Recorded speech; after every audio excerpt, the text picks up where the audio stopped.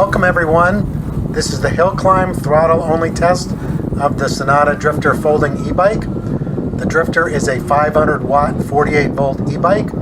We are at a full charge, so let's go. We will be climbing 114 feet in 0.4 miles. The goal is to climb the hill without having to pedal or fall below a rideable speed. If you watch the houses on either side, you should be able to get a good indication of the slope.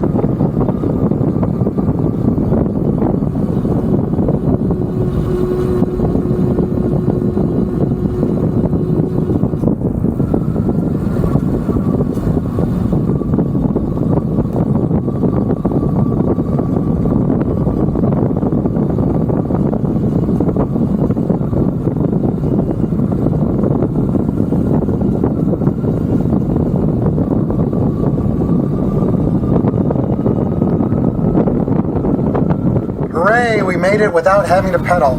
Not as strong a climber as my 1000 watt Senada Saber, but this is very respectable for a 500 watt e-bike selling for under $1,000. Please like the video and subscribe to my channel. I'll be doing more testing and videos of the Senada Drifter and hopefully other e-bikes in the future.